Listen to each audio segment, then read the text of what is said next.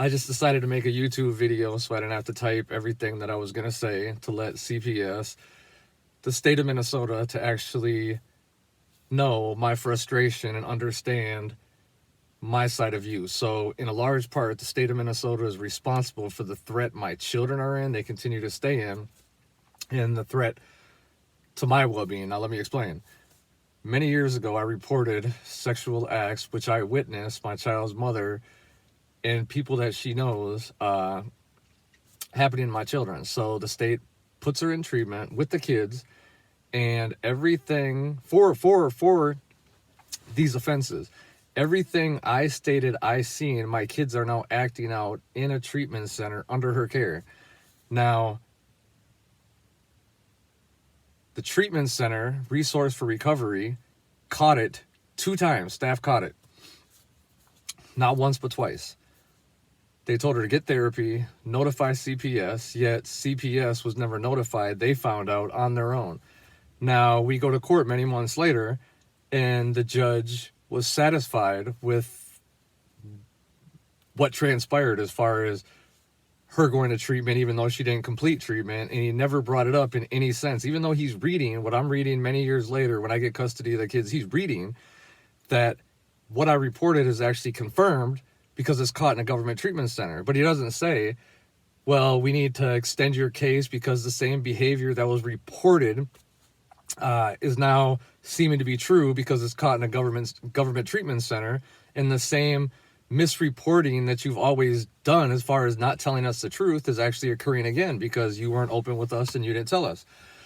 So the judge closes the case instead of extending the case, and then I get custody many years later, and come to find out we have a molestation charge on her record. So I'm sitting here thinking, could this ever be the case on a man? Could a man ever have a prior molestation case on his record, be accused of sexual crimes against children, be placed in treatment, and then have these actions actually confirmed under his care? I'd say absolutely not.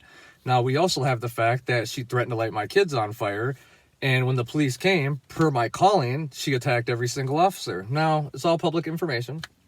So soon after that, she threatens to light him on fire because she said we were arguing. Now, during an argument, we have a mysterious house fire with arson indicators. Coincidence. You threaten to light him on fire. Months later, we have a house fire with the kids inside. And now let's speed it up. Let's speed it up 5-6 years. She threatens to burn her aunt's house down, Karen LeBeck, and Karen LeBeck reports her. So we got her dad, Jim Hansen, and we have Karen LeBeck actually reporting her now to CPS and the courts. Yet the police still refuse to lock this girl up. Now, throughout this time, through all this time, I've stated the damage that she's done to my home between her and her friends. Now, is it also a coincidence that Karen is also reporting that when Beverly comes over, she damages her stuff too? Now, all of this, Columbia Heights has just failed to believe in every sense and have wrote me off because of my reactions. Well, how am I supposed to react on somebody who threatened to murder my kids, who's allowed sexual abuse to happen to my kids, is now getting into my house with their friends? Am I supposed to act all cool and calm? I'd say not. Now, the state of the CPS, they could have severed her rights. As long as this girl thinks she can get custody back in any sense, my life is always going to be harassed. Now, she's already done enough to where it should be severed. She's been in a shelter for 2 years. Karen LeBeck read messages when she left her Facebook page open on her device and stated, Ron, you need to be careful. Beverly's talking about setting you up. She's telling one of her friends she's not going to be homeless no more when you're locked up and you're in jail. Now, it's noteworthy that I don't have any probationary sentences. I don't have pending charges. I haven't been on probation for over 10 years. I'm in college right now, general manager of my own Subway until I quit once I got custody of my kids to focus on college full-time for addiction counseling. There is no pending charges. She's the one with all the pending charges. Yet when I reported her for the sexual abuse, I also said she was a prostitute, drug addict, and what was I going to say? And the sexual stuff I seen, whatever.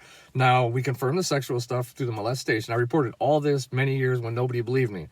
Now Karen's saying she's reading messages of her prostituting herself, setting me up, talking about she's going to get the kids back when I'm locked up. Now, how is it that she's been in a shelter ever since she lost custody of the kids, yet I had my housing before I had the kids? I don't need the kids to have my housing to have my life, yet she does. So when the state understands they're placing me in imminent danger by not doing their job, by not locking her up, she's had 3 order for protection violations in a year. I left that out too. So could a man have did all that stuff, harassed a female, racked up 3 order for protection violations in a year, is on video? Google Ronald Dean Thompson. She's walking into my house now. A woman who tried to murder me, murder my kids, sexually abuse my kids, harass me on a scale that you could never imagine, is now walking into my house. And the system refuses to treat it in the same way. If a guy was to do exactly what she did, this man would be on TV. He'd be under the jail. He'd be locked away. But she's walking away, or she's walking free with 3 violations. Now, Hennepin County has yet to charge her. The first one, she goes to the school and basically tries to kidnap the kids, but she gets charged with a misdemeanor violation of an order for protection. A misdemeanor. She's out of jail for $300. She's harassing me via text message. I respond via text message. Leave me alone, you drug addict. I get arrested at 10 o'clock at night and hauled off to Dakota County. My bail is $5,000 for a text message. No priors for domestics that are on my record for this stuff. So we have $5,000 for a text message. Man, $300 for trying to take the kids you try to kidnap out of school. Second one, pending this one, she goes to my college and I see her at my college, caught on video. She admits it and I seen her. She gets out on no bail. Pending trial for this, she threatens me in court in front of Ann Kren and racks up her 3rd. Violation of your Anoka County probation for order for protection. You have a pending one coming up on trial. And now because of this coronavirus that's going around, I understand they extend her case, which they did all cases. Now, that's not the issue. The issue is, why isn't she charged for the 3rd one where she threatened me in front of Ann Kren? This would violate her Anoka County probation and lock her up. Even if they do extend her case, which they did for a few months, the violation by charging her for the recent one just months ago, which they've yet to charge her, even though it was in front of a child support worker, a court witness, she's yet to be charged with that. Could a man get away with any of this stuff? So in a sense, the state of Minnesota is emboldening this person and her friends to continue on in their behavior because they've yet to see a consequence for anything they do. Now, this is just a short summary because I didn't feel like typing all this stuff, but go ahead, view the documents supporting this video. I'm going to add the link to this video when I download it on Facebook. If I wasn't so tired right now, it'd be a little more well presented, but I want to get this out there today because they keep playing their little game. So let's go ahead and get the real truth out, and you have a nice day. Please do your job for once. The teachers that log in and view this video, please have no problem. Report this to CPS. Report this to Mike Freeman, Hennepin County District Attorney, anybody you can in CPS, Tony Palermo, whatever it is in Anoka County, to let probation come down on this situation. Columbia Heights, feel free to bring it up to anybody you want. I'm not afraid of any investigation that can transpire. I'm not afraid of any consequence that can come from this, because in a sense, they put me in this position. I report something to the state. They sweep it under the rug, even though it's caught in a government treatment center. They don't contact the other parent and say, hey, Ron, this behavior went on with your kid. I find out 5 years later when I get custody. That is unacceptable. And I refuse to put my trust in the state of Minnesota until they learn to do their job. I say she threatened to light my kids on fire. They don't believe me in a sense, even though when the police come, she attacks every officer. She burns a freaking house down. Now, can I prove she burned the house down? No, I can't prove she burned the house down. But what I can prove is 5 years later, what does she do? She now threatens her family, not mine. Karen LeBeck is her family, threatened to burn her aunt's house down. Her dad, Jim Hansen, is reporting her to the courts, not me.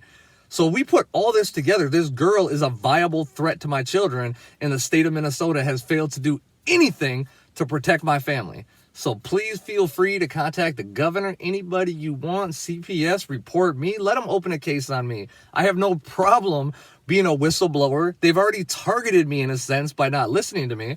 So let them go ahead and slander me as they have been doing, writing me off as crazy as Columbia Heights has been doing. They're scared if I'm believed that they're in trouble. My therapist is a licensed physician. Carrie Crockford stated, and I've gave them the reports, there's nothing delusional about Mr. Thompson. He's ADHD and he comes off this way. There's nothing delusional in my personality. I got all the reports to prove this. So let them go ahead and keep trying to discredit me, because if they discredit me, I can't be believed. That's what they do during whistleblowing. They try to discredit you. So if we go off the facts, what licensed people are saying, not what the police are saying, not what they want to assume, because I've been going through all this stuff with my children. Of course I'm going to react poorly when you're the one going through this for year after year after year and the system isn't doing anything. So go ahead. If you have any questions, go ahead. I'll send you the documents. What doctors said, you can go ahead and log onto the slides, view the documents for yourself. But let's go ahead and get this posted. I'm tired. Have a nice day. Peace out. God bless.